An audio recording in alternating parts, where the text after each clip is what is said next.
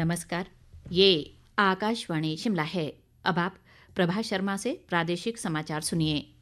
संयुक्त संसदीय समिति द्वारा रिपोर्ट किया वक्फ संशोधन विधेयक 2025 आज विचार और पारित करने के लिए लोकसभा में पेश किया गया।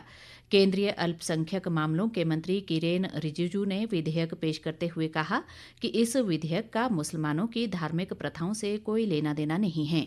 उन्होंने कहा कि ये केवल वक्फ बोर्डों से संबंधित संपत्तियों से जुड़ा है। किरेन रिजिजू ने कहा कि सरकार वक्फ बोर्डों को समावेशी और धर्मनिरपेक्ष बनाना चाहती है। उन्होंने ये भी कहा कि ये कानून मस्जिद के प्रबंधन के लिए नहीं है।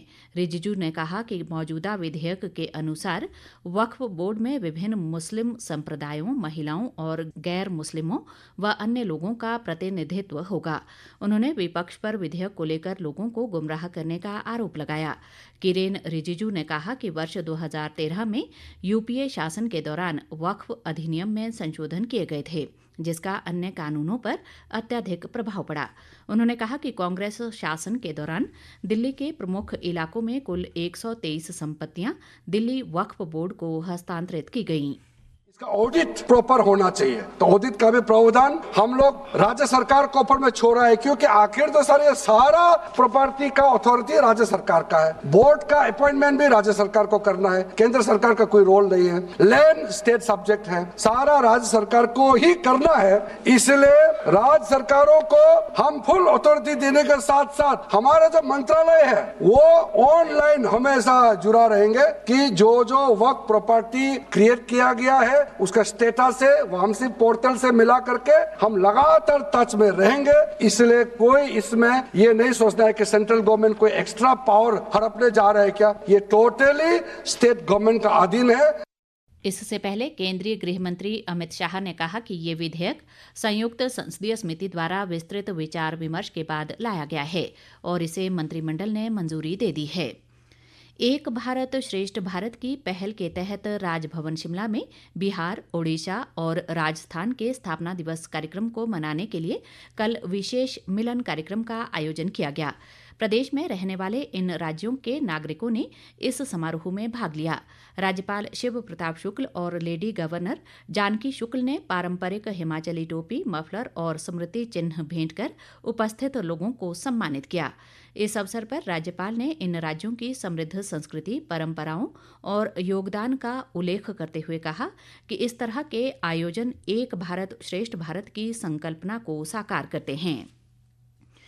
केंद्रीय रसायन और उर्वरक राज्य मंत्री अनुप्रिया पटेल ने कहा है कि रसायन और पेट्रो रसायन विभाग क्षेत्र में उत्पादन के रुझानों का आकलन करने के लिए कुछ चिन्हित प्रमुख रासायनिक इकाइयों से रासायनिक उत्पादों के उत्पादन और स्थापित क्षमता के विषय में डेटा संकलित करता है।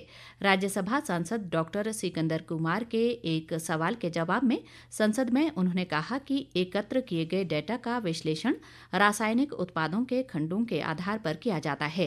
अनुप्रिया पटेल ने बताया कि केंद्रीय पेट्रो रसायन अभियांत्रिकी संस्थान, कौशल व तकनीकी सहायता केंद्र बद्दी हिमाचल प्रदेश व इसके आसपास के पेट्रो रसायन और प्लास्टिक उद्योगों को तकनीकी सहायता सेवाएं प्रदान कर रहा है। केंद्रीय पंचायतीराज राज्य मंत्री एसपी सिंह बघेल ने बताया है कि केंद्र सरकार ने राष्ट्रीय ग्राम स्वरोजगार अभियान के तहत हिमाचल प्रदेश के चंबा और लाहौल स्पीति जिलों के लिए 2-2 करोड़ रुपए की लागत से जिला पंचायत संसाधन केंद्र स्वीकृत किए हैं। आज लोकसभा में सांसद डॉक्टर राजीव भारद्वाज के सवाल के जवाब में उन्होंने ये जानकारी दी। केंद्रीय मंत्री ने कहा कि इन जिला पंचायत संसाधन केंद्रों के माध्यम से पंचायत प्रतिनिधियों और पंचायती संस्थानों से जुड़े हितधारक समूहों को प्रशिक्षण दिया जाएगा। चैत्र नवरात्र के 5वें दिन आज मां दुर्गा के स्कंदमाता स्वरूप की पूजा अर्चना की जा रही है। प्रदेश के सभी शक्तिपीठों सहित अन्य मंदिरों में श्रद्धालु सुबह से ही दर्शन करने पहुंच रहे हैं और मां से सुख, समृद्धि और उज्जवल भविष्य की कामना कर रहे हैं।